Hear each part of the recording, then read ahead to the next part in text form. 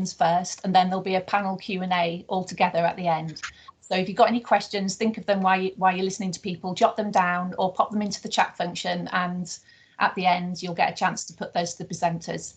So our first presentation this morning is the Torry Ecomuseum project. So that's situated in the Torry area in the southeast part of Aberdeen in Scotland. So I don't want to give away too many spoilers. So I'll just say that the Torry Ecomuseum project is a virtual arts project that originated during COVID and has made use of a fantastic international connection. So presenting together are David Fryer, lead trustee for the project at Old Torry Community Centre, who I first met last spring when he kindly agreed to meet me and talk to me about the project. So again, pestering get somebody else, which was lovely. And then also co-presenting with him today is Naoko Maybon. Sorry if I pronounced your surname wrong, Naoko. Who's no, curator. You did great. Thank you. Brilliant, thanks. Who was curator on the project, and possibly we're also hoping that we might be joined towards the end of their presentation by Manami Sato, who's director of the Shimizuzawa project in Japan, with whom they worked on the collaborative part of the project, which they'll tell us about now. So I'll hand it over to Naoko and David. Thank you. Thank you. I'll share the screen. Are you seeing my screen now? For me, yes. Just come on screen. Is that working for everybody? Yeah, I can see it. Yes.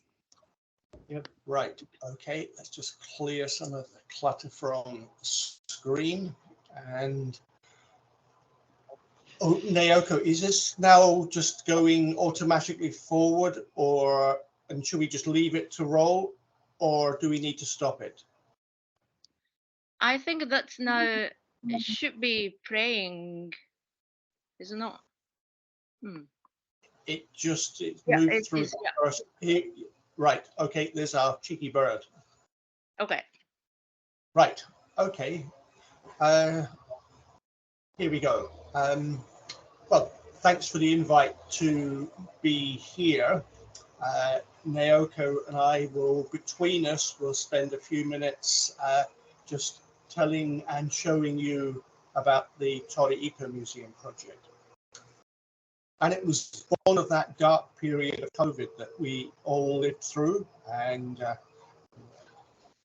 as such, it came because suddenly we had our lives, we were active, we were outdoors, and suddenly that was taken away from us.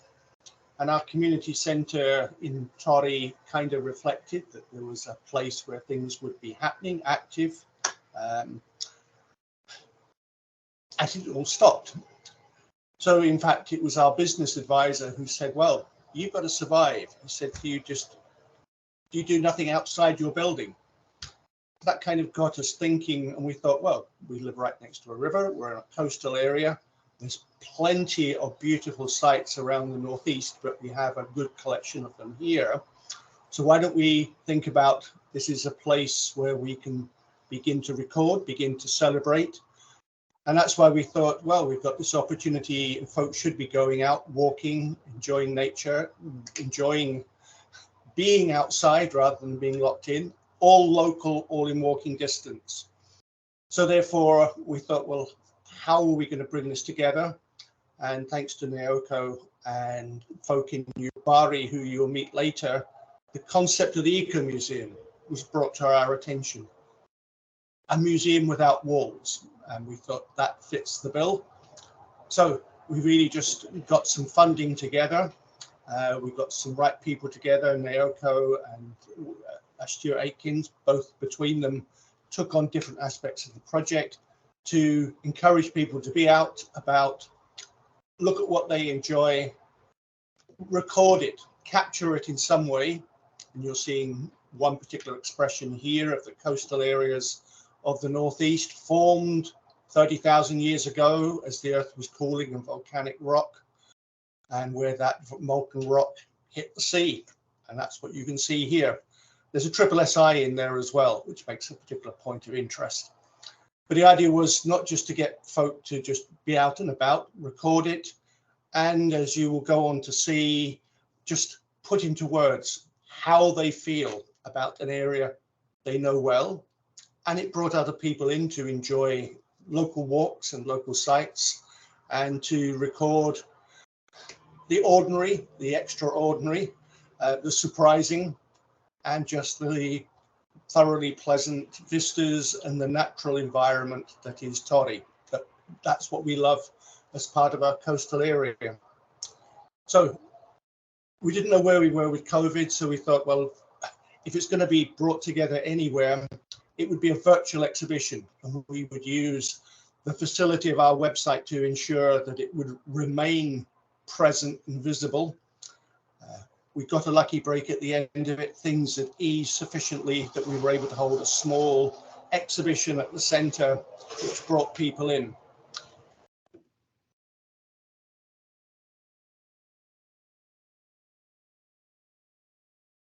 Okay, David, can I take that from there? Hello? It might look like David is frozen. I think he's trying to come back. Oh. Oh. I think it's back. And Naoko, thank you for the interruption. But keep enjoying the pictures. They're amazing, some of them.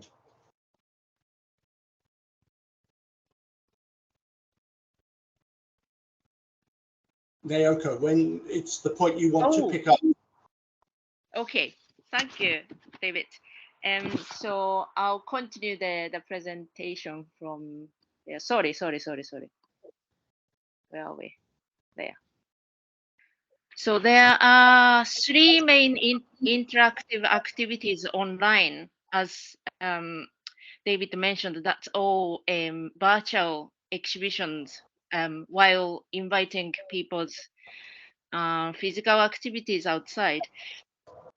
So the firstly, a map, which is mapping location-specific images and stories of people to show the diversity of waterways or coastal environment in Torry. And then secondly, a pictorial timeline, which lays out moment-specific images and stories of the changing face of the coastal areas and waterways in Torry. And thirdly, an international exchange between the Torry community and the Yubari community in Japan using Instagram. And we held a celebrated open day event in Torry in November in 2021 to bookend the project, which involved an exhibition, well, physical exhibition and a coastal walk. In a coastal walk, participants met Dr. Andrew Whitehouse, who is a Torry resident and a keen birdwatcher himself, and and an environmental anthropologist as well at the University of Aberdeen, and worked with him to deepen the experience and knowledge about the built and natural environment of Torry. And also the participant also met Pauline Cordina, who is a storyteller from Grampian Association of Storytellers at Torry Coup, Foghorn, to hear stories related to the area, the sea, and waterways. I'll change the screen to this. Yeah. So the international exchange with the Yubari community has initiated in 2018 with the Shimizu project, while connecting a similar energy-related narrative between Aberdeen as an oil and gas city and Yubari as a former coal mining city. Shimizu project have been working on a placemaking in the Shimizu area of Yubari using the coal mine heritage. Their aim is to create a community where people from both inside and outside the area can make life together based on a regional plan called Shimisawa Ecomuseum Plan, which they autonomously initiated in 2009. So here, in the Torry Iveragh Exchange Strand, which you are seeing just now on the screen, every few weeks, one community member from each location is invited to share their pictures and perspectives via Instagram. In the 2021 season, people's pictures and stories related to the focus, water-related natural and built environment, and people's enduring relationship with them were exchanged. In the second season in 2022, last year, we continued this exchange with a new focus on local trees and plants and their relationship. At the critical moment of energy transition due to the changing climate, the second season's exchange explored tangible and intangible cultural heritage of each locality through the role and value of trees and plants growing in the area, including several tree planting sessions in Torry. And we have our colleague Manami Sato, hopefully in the space. I can't check just now, but from Shimisa project, tuning in from Iveragh today, who will give us a quick reflection on the involvement in the Torry Ecomuseum project. Manami さん、いらっしゃいますか？はい。こんにちは。Hello, and long time no see, 直子さん and David.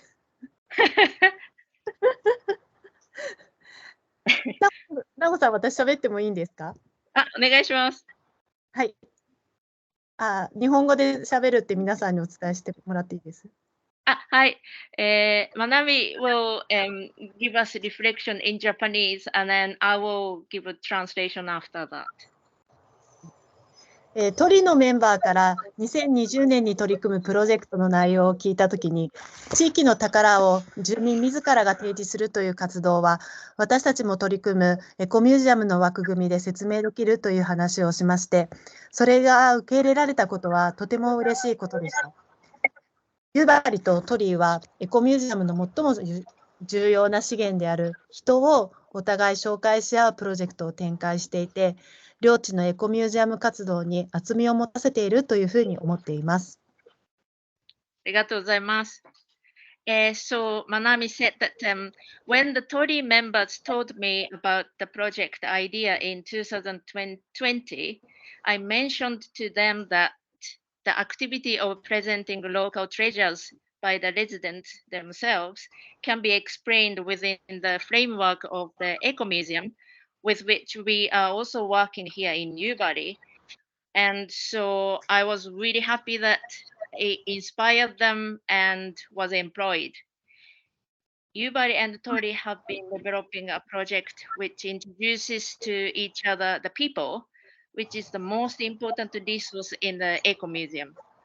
And I think this exchange adds depth to the Ecomuseum activities in both places. Thank you very much. That's our joint presentation now. Thank you. Thank you. Brilliant. No, that was great. Thank you. Thank you. And thank you for joining in from Japan as well. No, I really love that. So like I say, if you've got questions, I'm sure there's lots to ask as well. Just make a note of them now or pop them in the chat, or we have an opportunity at the end to pop them in the chat or raise your hand at the end, and we'll do them all together as a collective Q&A at the end. So, but yeah, no, really interesting project. I really like all the different strands and how they work together. So our second presentation of the day is by members of the Tweedsmuir Ecomuseum, which is situated in Tweedsdale in the southeast Scottish borders. The Ecomuseum has been created by the Tweedsmuir Community Company, which itself formed in response to the loss of the historic listed Crook Inn that had been the centre of employment and for social and cultural life for over 400 years. So to tell us about it today, it's my pleasure to introduce Leslie Mason, Community Development Officer, and Francis Leckie, who's the Company Secretary. So I'll hand over to you two to tell us all about it. Thank you. Hi, thanks. Right, I'll just take a couple of seconds to make sure I can share my file with everybody. If you give me a second.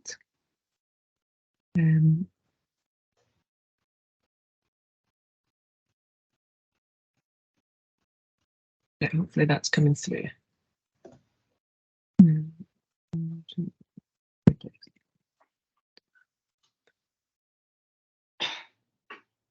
hoping that's going to come on in a second.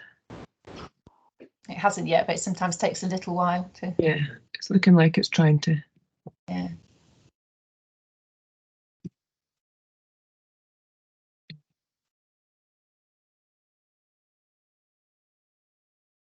There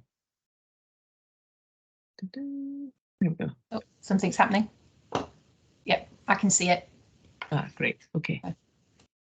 Fine. So yes, this I'm going to give you a short bit of information about Tweedsmuir Ecomuseum.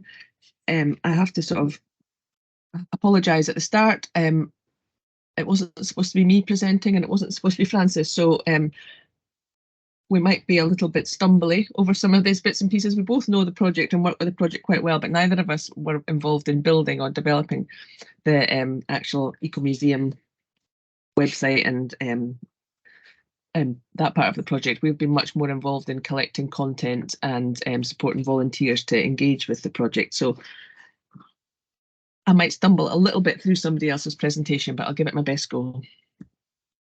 So our Ecomuseum has been in place now for about 2 years as a resource for our community.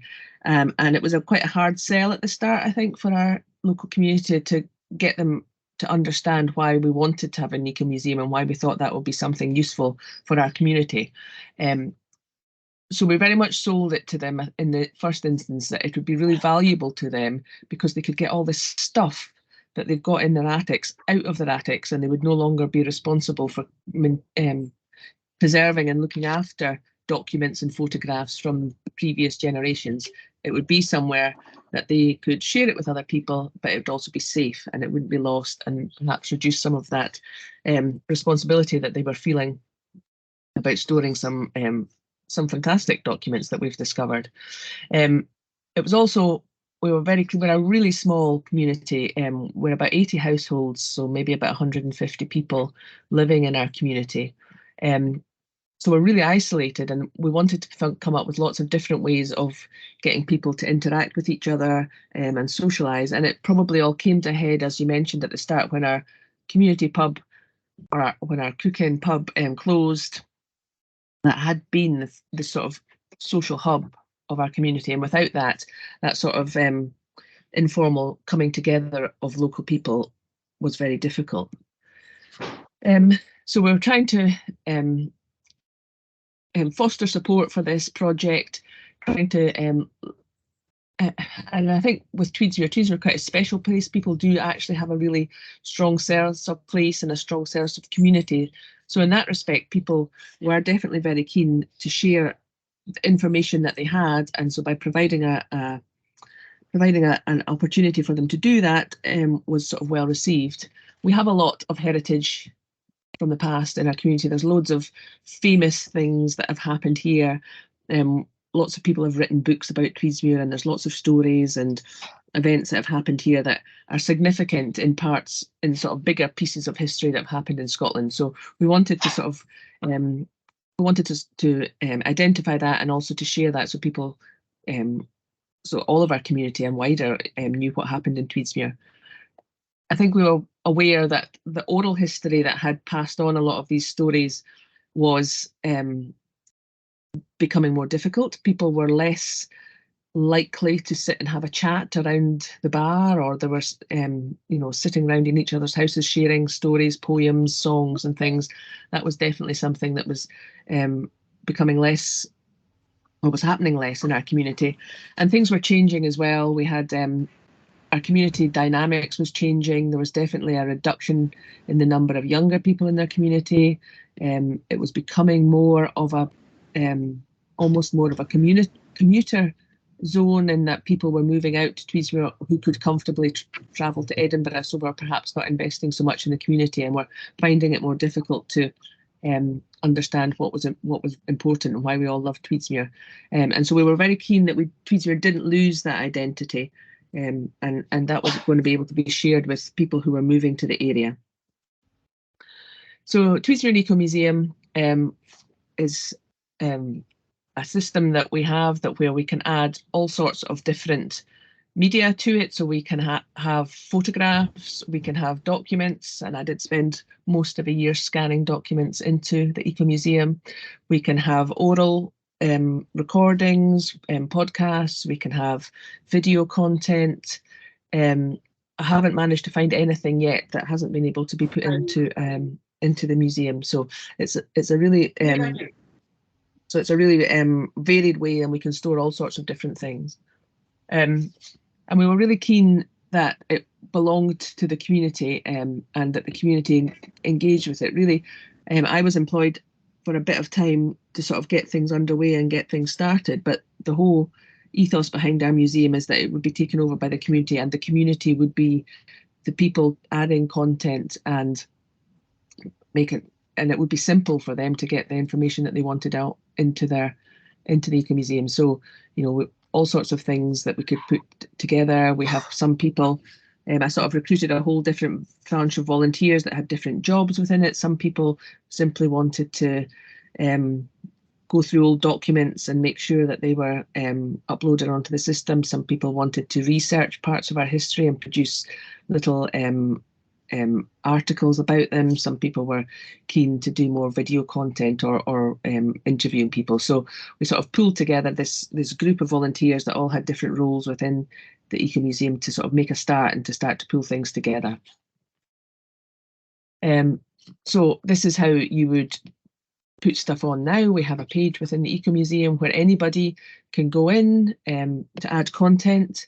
It's very simple and really straightforward. You just put your title in, and then you can add the content that you want. But also, we got to the point where we realised that there was masses of stuff on there, and people wanted to access it in lots of different ways. So we can search we can search for everything on the Ecomuseum, and the thing that I like best about it is to search by place. So every single record is place stamped. So if you want to research something about, for example, your own house, you can put that location in on the map, maybe set a boundary of a kilometre or 100 metres or whatever you choose, and then all the records that are related to that space will come back to you. And we're really keen to use that, and how we've been using it most is on our heritage walks. So if you go for a walk and you get to a viewpoint and you sort of click on your phone, send me all the results around me, then you would get all the information about what has happened in the past, what other people do in that area. And so it's quite a sort of simple way of making a walk an awful lot more interesting. And this is searching the museum. So you would just you can put in various different ways, various different keywords and things in order to help your search. As I said, they're all linked to a place. So when the record's put in, you record it on the map. You just click on the map where that record relates to, and then that allows you to search it through place.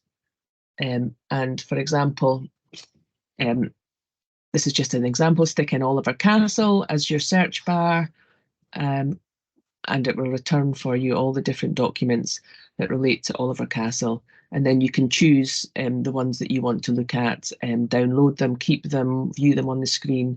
For example, that's just the image that we have of the old site of Iveragh Castle. So it's a really simple system once you get to there.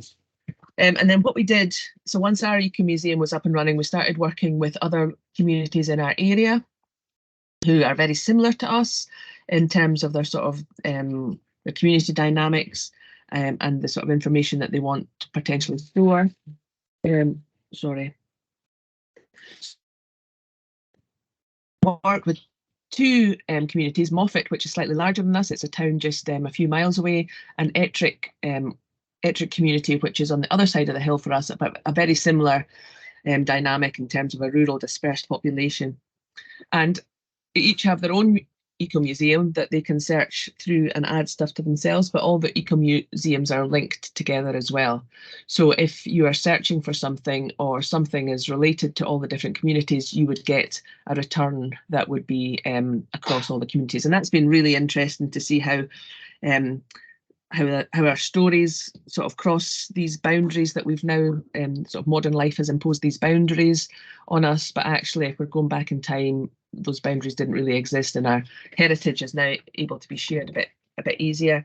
And it's also allowing us to sort of get to know another community, which where we live in the Scottish borders, and Moffat is in Dumfries and Galloway. So there is just this, although it's not a physical barrier, there is this divide that stops us from sort of communicating or working together as much as I think possibly we should.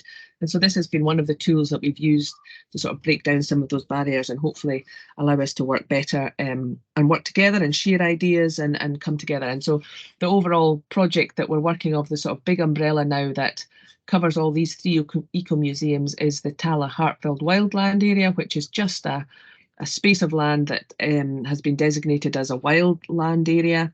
And we're looking within that space to sort of work together and find common solutions to problems that we all have. There's an administration side of things. So when a document's sent into the museum by somebody, it sort of goes into a holding space where the moderator can then come in and proof it and just check that it's something that we do want to have in with our museum, and then they may go through it and just they can change some of the fields, put in the correct description and keywords and things to make sure that it's still going to be properly accessed in our community, and then they can just check that the format that things have been put in and how it's done is correct, and it will still be there. So our all the files are stored in, this is the bit I don't know, in like Ecoland somewhere, but they're stored in such a way that we've been very careful that they can be accessed by all sorts of other different systems. So we can also access the Ecomuseum through our own community website. It looks slightly different. It's been laid out in a different way, and the way that you search is just slightly different. But similarly, other organisations or other places can also access that information as long as they have a way of displaying it. So it's shared information now that we can use with other. That's the last slide. So I hope that has. I'll just stop sharing. I hope that's been helpful, and apologise for not knowing the technical bits and pieces about how it physically works in Ecoland. No, that was great, Leslie. Thank you. And you seem to present perfectly fine to me, so you didn't need to apologise for anything at all. Really interesting. I'm really interested as well in the fact that there's Moffat and Ettrick as well. It's like you kind of wonder how many other ecomuseums are popping up in around that we don't kind of know about widely. So it'd be really nice to try and network everybody together somehow at some point. Right, so we'll move on to the next two presentations because we'll come back to the questions. So as I said, make a note of any questions you've got for Leslie and Francis and for David and Naoko. And so we're going to move on to the final two presentations, which are two sides, like I said, of a collaborative project called the LIVE project. So LIVE stands for, I hope I get this right, the Llyn Iveragh Ecomuseums, and it's a collaboration between Welsh and Irish coastal communities, academic departments and local governments of the Iveragh Peninsula in County Kerry, South West Ireland, and the Llyn Peninsula in North West Wales. So LIVE aims to enable coastal communities to promote their natural and cultural assets, creating opportunities for sustainable tourism. So the LIVE project was part funded by the Ireland Wales Cooperation Programme. It's a 3-year project and it built on work that was already underway in the Llyn Peninsula, which had already established a digitally based ecomuseum in 2014 to create a strong identity and sense of place for both peninsulas. So as the project funding draws to a close this summer, we're lucky to have representatives from both the Irish and Welsh sides to share with us how the project has developed and what the next steps might be. So first of all, we're going to hear from the Iveragh Peninsula, the Iveragh side, and we first heard from one of the presenters, Lucy, back in 2021 when we had our first UK and Ireland Ecomuseum in practice gathering, when the project was only just starting out and was dealing, as everybody was then, with the impacts and challenges of COVID, which hadn't been expected when they'd originally got the funding, obviously. So today, to share with us how the project has developed over the last 2 years, I'd like to welcome back from the University College Cork, Lucy Taylor. Lucy's the live project manager who manages administrative projects of the aspects of the projects and oversees the implementation of project activities on both peninsulas. And co-presenting with her today is Llyn Iveragh, also from University College Cork, the local operations. これね、向こうのね、朝から昼だからね、これ結構夜遅くまでやってない、9時ぐらいまで。Oh, I think somebody なん might. か構わず出して。Anyway, carry on. So yeah, Llyn's also from University College Cork, and is operations coordinator for the Iveragh Peninsula, and she's also she's been responsible for developing community and stakeholder engagement. So I'd like to hand over to Llyn and Lucy. Thank you. I'm afraid we're going to mess with your schedule a little bit, sorry. What we're going to do actually is just myself and Arwell are going to present, and we're going to do kind of just an overall talk about the Wales Ecomuseum, because I thought it might be easier to understand the project if you understand the Wales side first. So okay, Arwell will speak shall I? first. I'll just come back then and I'll introduce Arwell as well at the same time. So Arwell, as they just mentioned, Arwell Jones is Senior Manager of Gwynedd Council and a coordinator of the LIVE project on the Llyn Peninsula in Wales. So it's fair to say that Arwell is passionate about the Llyn and empowering local communities in regenerative development and non-extractive tourism. So Arwell was instrumental in founding, first of all, the Llyn Landscape Partnership, and then that developed into what became Wales's first eco-museum, Eco Amgueddfa, in 2014. So I shall hand over to both Llyn and Arwell, and who will give us a joint presentation of the two sides together, which, as you say, makes sense. So yeah, over to you. Yeah, guys, sorry, Thanks. Victoria. We just thought it might make more sense because Wales actually have an eco-museum. Ireland don't have one yet, so we thought this might work out a bit better. Yeah, no, that's fine. I will share my screen. Can you see my screen now? And can you see the presentation? Yes, we can. It's the presenter mode, not the actual presentation slide, Orla. Yeah, is that working now? Yeah, perfect. Okay. So I will hand over to Arwell. Okay, thank you very much, Orla. Yeah, sorry for changing things around, but I think, as Orla said, it makes sense that we just give you a bit of context first, and also a lot of the resources that we've developed have been utilised in both peninsulas now. Just so that you're all aware, I think Lucy's on the call. I've seen Llyn Iveragh, who is the PI in the project from Bangor. Robert Parkinson is here as well. And I think I've seen two other people from Valencia, one a bit. So very nice to see Claude joining the call again today as well. Okay, so thanks, Orla, for clicking through. I've got a second screen here, so I apologise if I'm looking away from the screen every now and then. I've got a few notes written down. So yeah, we'll just get going. So I'm Arwell Jones. I work for Gwynedd Council, and I've been leading on the work in Wales, working closely with Llyn Iveragh, who's the PI in Bangor University, and Gwenan Griffith, who isn't here today, who does a lot of the digital work on the project. So the main partners in LIVE, just to give you a bit of context, are UCC, the University of Cork, Bangor University, Kerry County Council and Gwynedd Council, and then we have the South Kerry Partnership in Ireland, who do a lot of community-based work, and the National Trust in Wales. So the project although it goes back to 2014, which I'll touch on, we were successful in quite a large Interreg bid of about €3 million. So that project is coming to an end in the next 20 days. So we are just trying to wrap up at the moment.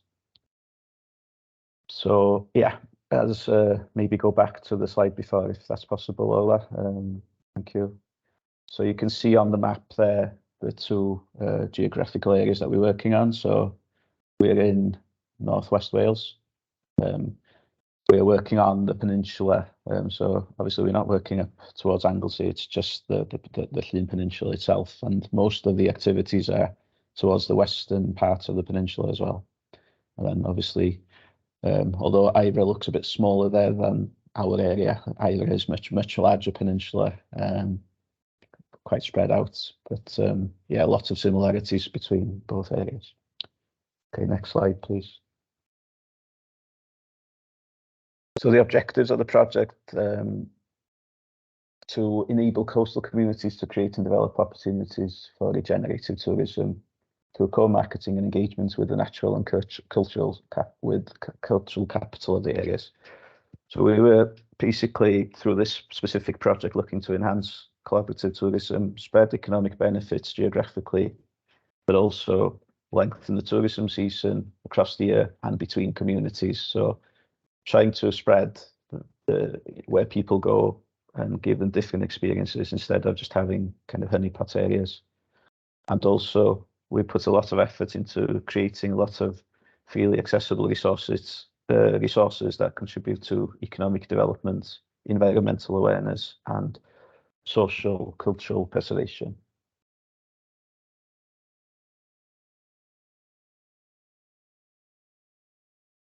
So we'll go on to the next slide if possible.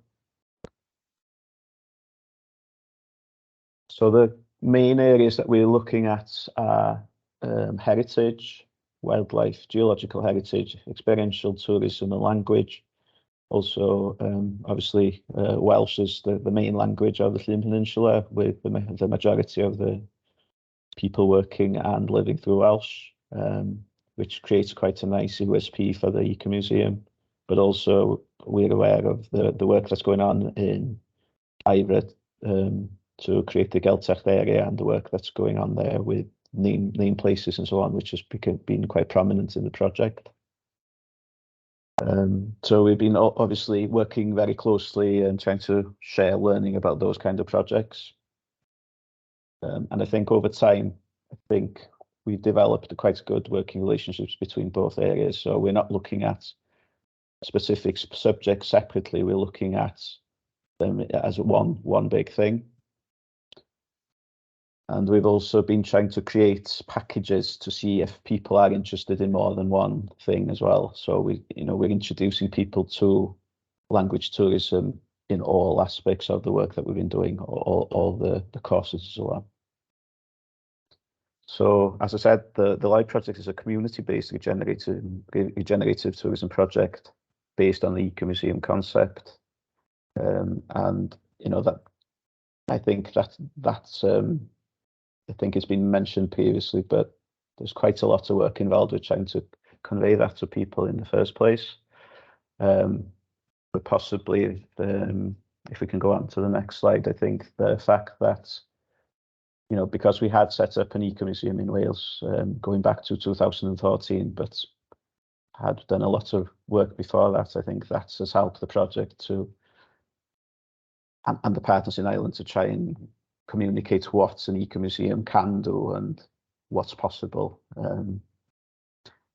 I think Peter Deary has a lot to answer for, really, because it's so broad and open. I think a lot of people actually struggle with that openness and not having kind of tight criteria. But I think from our perspective in Wales, it was great to have the freedom to come up with your own concept of an Ecomuseum, and hopefully we've been able to communicate that to our partners in Ireland, and they've been trying to communicate that with their communities. So I apologise for going through this very quickly. I'm just fully aware of the time constraints and that we want to go on to the Q&A as well. So going back to 2014, The Ecomuseum concept in Wales was developed through a knowledge transfer partnership money, which we were able to access through Bangor University. And that enabled us to employ a full-time person to work with 6 of the main heritage sites on the Llyn Peninsula, who had been part of the previous landscape partnership scheme. So we were looking specifically at promoting the rich cultural and natural heritage of the areas under one brand, and developing digital resources to do that. So we'll skip quite quickly through the next slide, so I'll just, so that people can see where the sites are. So we have the Welsh Language Centre on the north coast of Llyn, which it's an old mining community or village that's been now transformed into the Wales Language Centre. We have an old church in the village of the town of Nottingham, which has been utilised as a maritime museum for the Llyn Peninsula. The Eco Centre in Llyn Iveragh, which is looking at regenerative ways of managing land, but also developing the skills of people to live off the land and so on. So that centre's been going for about 15 years. If you just look at that picture, the only thing that was on that site at the beginning is the actual old farmhouse, which you can see just above the cafe. So you can just see the Ecomuseum has developed alongside a lot of these bigger projects as well. So the next one is the Porth y Sŵnt National Trust Centre in Aberdaron, which kind of epitomises what the Ecomuseum is trying to do. So there's a snippet of information about the area in a quite a modern centre for what you would usually expect from a National Trust perspective. So the idea is that we then use the centre to send people out into all over the peninsula to visit sites of geological interest, of linguistic interest, of environmental interest, and so on. The next site is the Plas Rhyw, a more traditional National Trust property in the village of Rhyw on the south coast. And then the final site is the oldest art gallery in Wales, which is Plas Llyn Iveragh. That isn't a spaceship that's parked alongside. It is the new cafe that has just been completed about 2 years ago. So again, we've been working over the years with the gallery to utilise the outdoor spaces they have there, and to help them with their kind of bigger capital projects, which has now kind of turned the place into a sustainable community hub, which attracts over 100,000 people a year. So yeah, there's a lot of stuff happening on the peninsula, but I think the Ecomuseum has kind of facilitated a lot of that as well. So I'll just go on quickly to the model. I mentioned earlier on the idea with the Ecomuseum to start with was to extend the holiday season and attract people to the Llyn Peninsula out of the main periods. Again, raising awareness of cultural tourism. Again, and this obviously should have a knock-on effect of we are very busy in the summer months. We don't need to be promoting the Llyn Peninsula as a bucket and spade destination. That's been done for years. But the idea is to fill bed nights and create more sustainable employment opportunities for people in tourism by looking at the environment, culture as economic drivers. So I'll just talk quickly about the model. So we are looking to cross-promote and collaborate between sites. So by having the Ecomuseum portal or the website, the social media and so on, there is a very strong presence for the Ecomuseum in the area, and people can actually see that these sites are linked.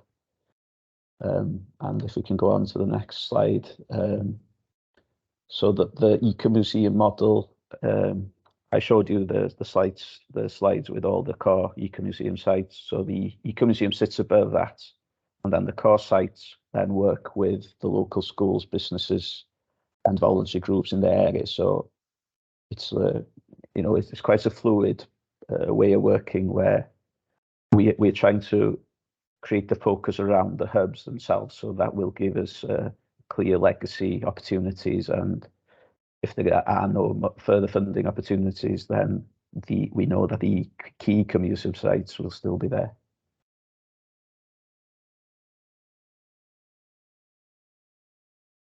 So I think I've got one more slide before I pass on to Orla. Yeah, so if you really, because of the people we have working on the project, so I mentioned earlier, Gwen Griffith is the digital brains behind the project. She's designed and created all of the branding for the project. She's created all the websites. She manages the social media and so on. And then anything else that has been produced has been outsourced to local artists, writers, poets, historians. We do pull in some extra digital help as well, but we also have been producing a lot of films and have very good quality photographs on the website. So we try and work with local people who specialize in those fields to develop their skills, but to create local content by local people. So I think what's different with the project is that we haven't gone down that usual road of accessing a lot of money and then just giving out all this work to people from anywhere who want to tender for it. We've tried to develop the skills of people locally to work on the project. So that again will give us a legacy going forward. I'm going to just pass on quickly to Orla, and because it is a joint project, I'll be coming back in towards the end of the presentation. Thanks, Arwell. Yeah, we just thought it would be good to have a grounding about the Welsh Ecomuseum first, because we don't have an ecomuseum in Ireland yet. On our side of the project, it was really to try and build up the idea of what an ecomuseum is. We didn't necessarily look to see if we were going to have the same model as Wales, but really it was just using the experience of our Welsh colleagues to actually just start and see if we could use the ecomuseum model here in Ireland. So we started from scratch, and we started in the middle of a pandemic, so it wasn't easy. But one of the things we really did at the start was to try and listen to our community, to build up support for existing projects and find out all about them, and build up trust. Trust between us and trust between our local community. So as part of the project, most of the team who were working on it, we had about, I think, 9 at one point in Ireland. We all lived in and around the Iveragh Peninsula or in Kerry, so we could be as locally based as possible. Sorry, sometimes my next button works and sometimes it doesn't. So as I said, one of the things we wanted to do was really build up local networks, and we pretty much spent, I'd say, the last 3 years just trying to work and talk to absolutely everybody on the peninsula. As Arwell said, we're a much bigger peninsula. We cover a much bigger area, and the north of the peninsula could be quite different to the south or to the west. We have Ireland's largest mountain range right in the middle. So what looks on the map like it takes 20 minutes to get there could take you an hour. So we had that geological influence as well. So we pretty much just wanted to talk to everybody, and we did a lot of work on formal surveys, and we did different types of, as I said, trying to gather information, but then we also did an awful lot of informal talks and chats, and just really trying to gather all the information we could about the area and what people would like and what people wouldn't like as well. So one of the programs we did on both sides of the Irish Sea was what we call the knowledge gathering program. And this is where our small team of researchers would gather up knowledge. It could be new, it could be academic, it could be local. And we looked to see how we could combine all this kind of different types of information, and really not just to find out what knowledge is out there, but also to find out what our actual communities wanted. So again, we did more meetings, surveys, presentations. And one of the things we did in Ireland was a PPGIS, Public Participatory Geological Information Systems, it's a big word. But we basically just tried to map out how our community felt about their area and specific to location. So it's a very interesting process. So we wanted to know what our communities were interested in, what knowledge they had, but also those knowledge gaps, because that's what we wanted to fill, was those knowledge gaps. How they felt about tourism, how they felt about over-tourism, because these were all the things we were trying to take into consideration. And as I said, we ran the knowledge gathering programs on both sides in Ireland and Wales, and we worked very closely together on this. So another thing we wanted to do after we gathered all our knowledge was to figure out how we can turn it around and give it back to the community. Arwell has mentioned briefly earlier on that we created resources. That was one of the main things we wanted to do, was to create a series of digital and print resources that we could give back to our communities by the end of the project. But as part of that, we needed to test run and trial and iterate a lot of the resources as well. So we ran what we called an ambassador programme. Again, this happened on both sides in Ireland and Wales. And just to talk briefly about on the Irish side, what we did was we ran a series of events over winter and spring, and you can see some of the themes that we ran. We ran events on, and it was two sides of it. There was an indoor and an outdoor. So we'd have an indoor fantastic networking event, and we'd talk about one topic. So it could be like coastal wildlife experiences. So we talked about bird watching and land-based whale and dolphin watching that you could do in the area. And then the following follow-up meeting would be outdoors, where we'd actually go on a walk to look at birds and see if we could spot whales and dolphins.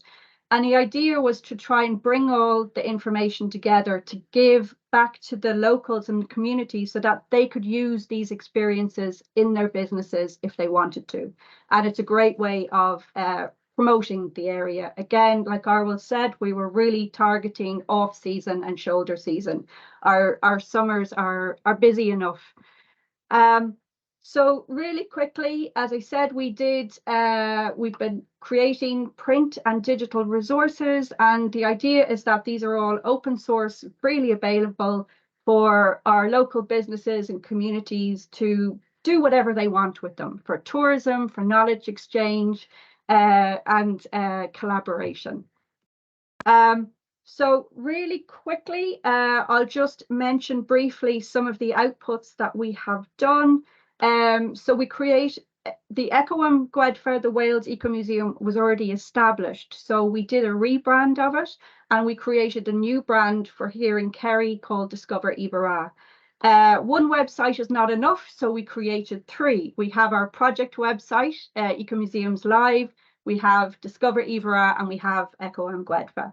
And we did a lot of work on marketing. We had social media, very active social media channels. We built up an email subscriber list. And again, it was all trying to promote the area, promote not just the work we were doing, but the work our communities were doing as well. And again, on the content, we had hundreds of pages of content across the three websites. You can access a lot of the digital resources. They're free to download. We created wildlife resources, and I'll get Arwell to say something about that in a second. And we pushed the off-season and shoulder season. So we created videos, seasonal guides. All our photography tended to have a slightly wintry look, not summer anyway. But one of the wildlife resources that was created was called the Big Five, and I'll just get Arwell to jump in and talk about that. Thank you. So Yeah, so obviously the big five is the brainchild of Robert Parkinson, who was our education and engagement officer, who is sitting on the call, and he might answer some questions in the Q&A part. So the idea with the big five was to have a map created for each area, each of the hubs, the Ecomuseum hubs, looking specifically at specific species that live around that hub. So obviously, I think if we went back, there's a picture of, I think it was a stone chat, yellow hammer. But if you just look at so we worked with local artists to create these maps, which are fantastic pieces of work, really. So then people can go out when they visit the site, they can go out for a walk and possibly learn about the species, but also learn about the culture and heritage of that specific area. These maps have been developed hand in hand with local primary schools by having workshops, and the artists would be there as well. So again, the contents for the project and the pamphlets have been created organically, working with local people. So it's a very, very different way of working than just putting something out on Sell to Wales or any digital platform, asking for somebody to come forward with ideas for such a piece of work. So yeah, I think that's enough about that, Ola. I'll just mention the couple of other things that we've been doing. So we've gone kind of back to the future, if you like, a bit, because obviously the initial Ecomuseum project was digital. So we did feel that we needed to have more paper resources.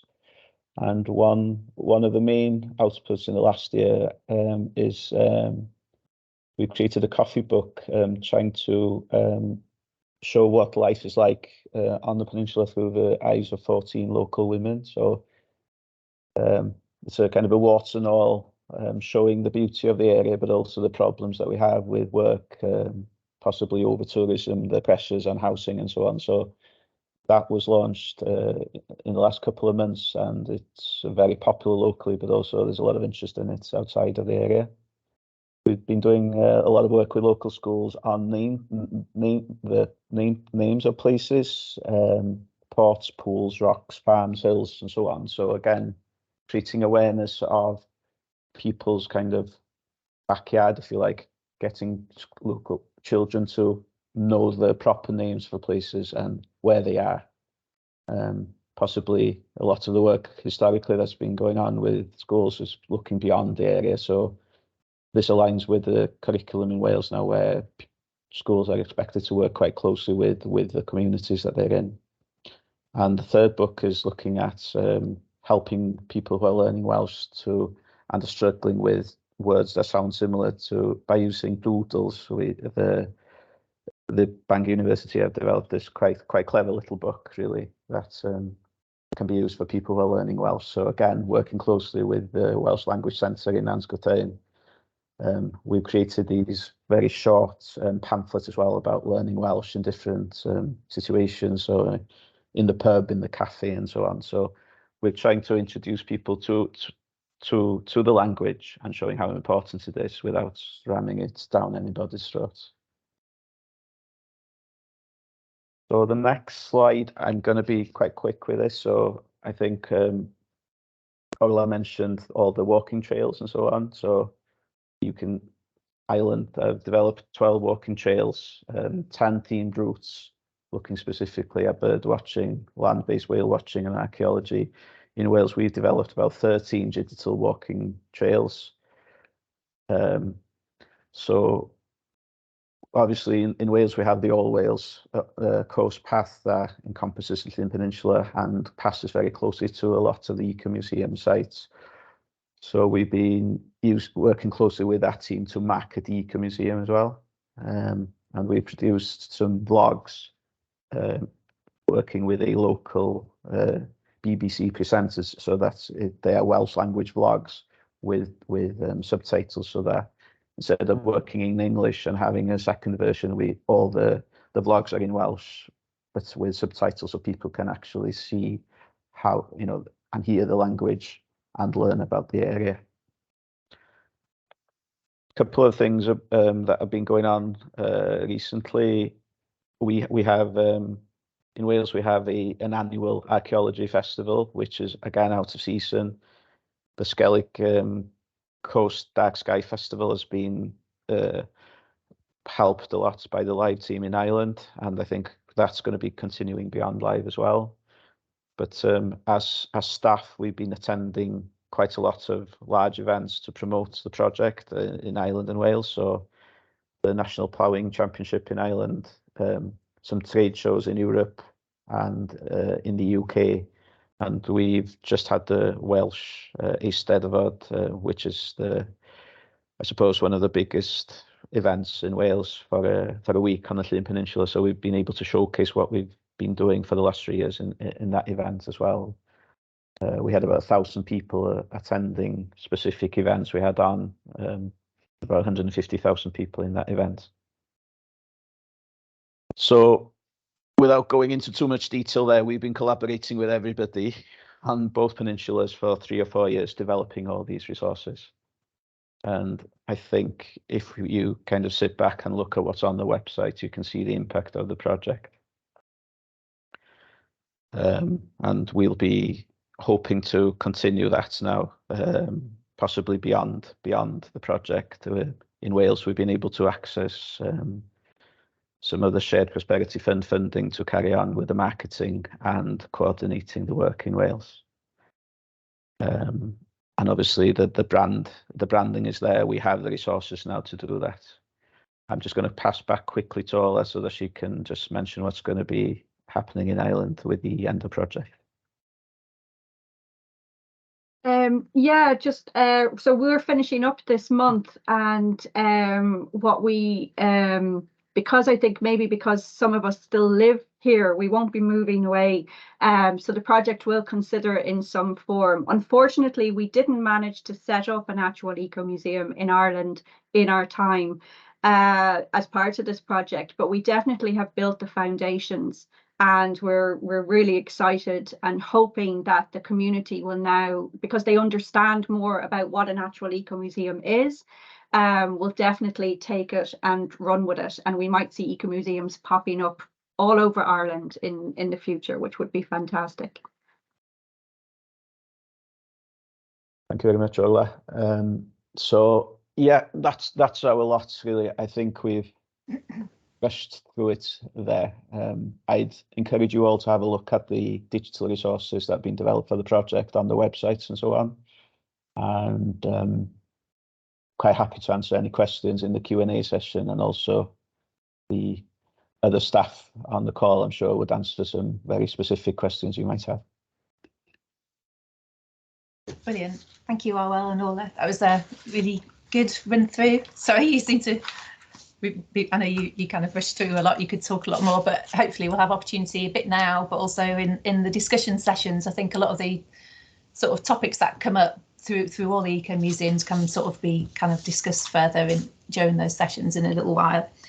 So yeah, so we're a little bit behind, but only just a little bit. So we should be going to a break now, but what we'll do, we'll have a few minutes for Q&A, and then we'll just have a slightly shorter break so everyone can nip off, get a quick cup of tea and whatever, and come back.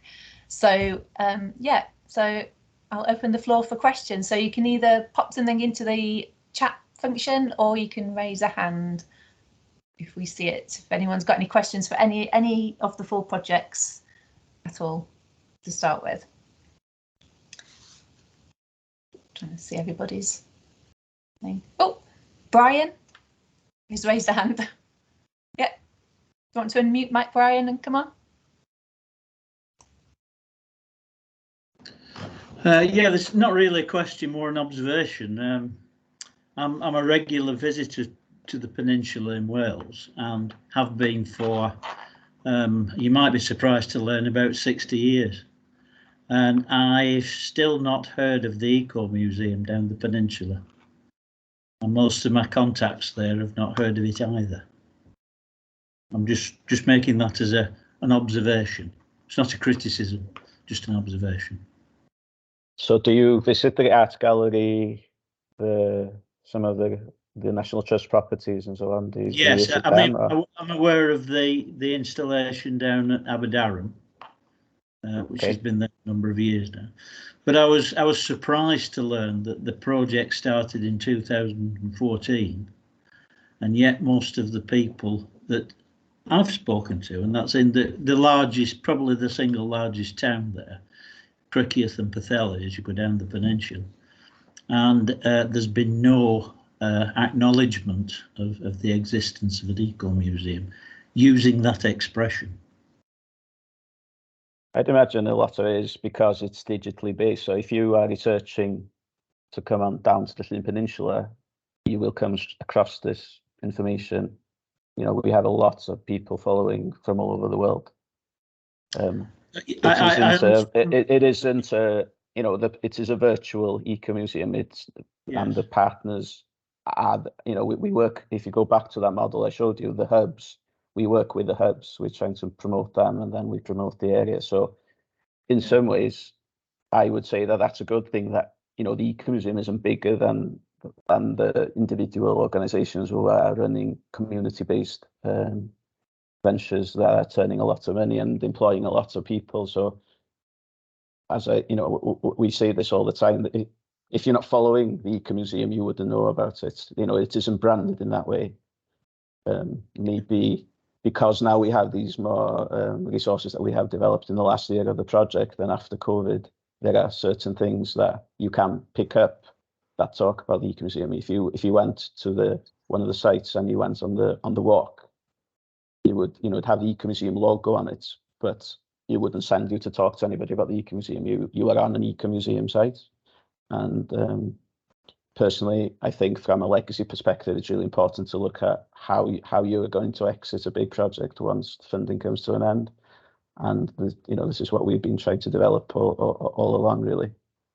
I don't know if anybody else wants to come in from a Llyn Ecomuseum perspective. I think, can I perhaps say that this situation isn't unusual at all? That often, I think, particularly with split site eco-museums, you have a structure there which not everyone is always familiar with. You know, some of the biggest eco-museums in Canada, for example, you can go to those individual sites and you won't see the word eco-museum. You'll know you're visiting a specific feature within that eco-museum, which will have a different name, may not mention the word eco-museum at all. So I don't think it's an unusual situation.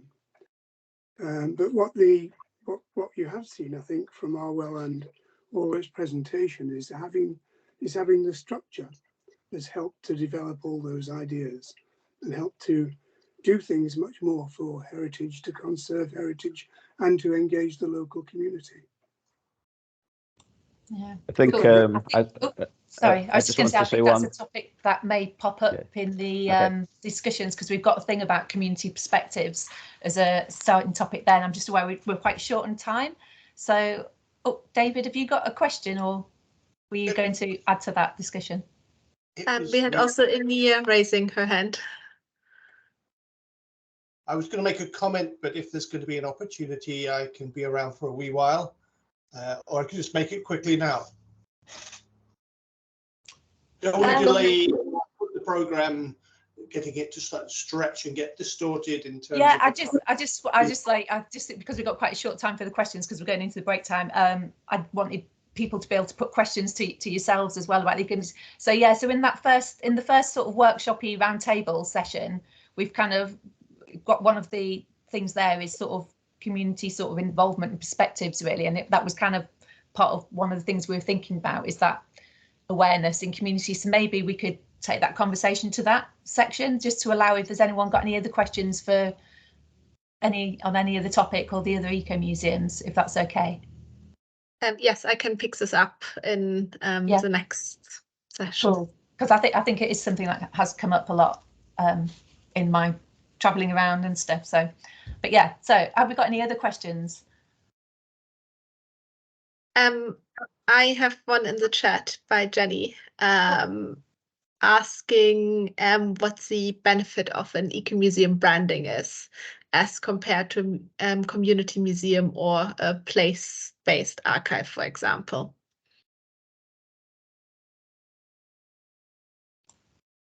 Okay, does anybody want to tackle that one? I would actually just say flexibility. Like the ecomuseum model is different in every ecomuseum and every place, and it's probably what I found about it when I first heard of ecomuseums is its adaptability is absolutely incredible. And you have no notions of what if you go and visit an ecomuseum, you have no notion of what that ecomuseum will be until you visit there. And I think that gives it more power, and it gives it more, it's more community based then, because it's adapted to what the community needs and to the landscape. And I think that's what I really love about the ecomuseum model. It's not to say it's better than other models. It's just one that works for that particular area. Yes, and surely that's what's come through across the presentations this morning. It's the relationship we all have with the land and how that's been shaped by the hand of history. And throughout the presentations, you've seen people and places and common themes coming through from trees, coastal areas, wildlife. And it's a community expression. It's not an institutional, it's not something that's being imposed down. It's something that's growing up. And it's just a way of getting that common language, which we found was worldwide. So hopefully that's a basis to take the conversation forward. Yeah, great. I've got quite a few questions I'd like to ask, but I'm just aware that if we want to have a break before we come back, so maybe, I don't know, Kat, what do you think? Should we suspend questioning and bring things into the discussion session? Yeah, I think we can do that, because maybe we'll just have, should we still have a 15-minute break, or maybe 12 minutes to come back at 11:05? Yeah, okay, we can do 11:05, but yeah, we start then. Yeah, I'll keep it short. Yeah. Okay, and then we kind of can bring up some of the questions people had as part of the discussion. Yeah. Okay. Brilliant. So yeah, so everyone go and have a little break, get a cup of tea, biscuit, whatever, stretch your legs, do some star jumps, and we'll see you all at 11:05 then. Thanks a lot. Cheers. Thank you.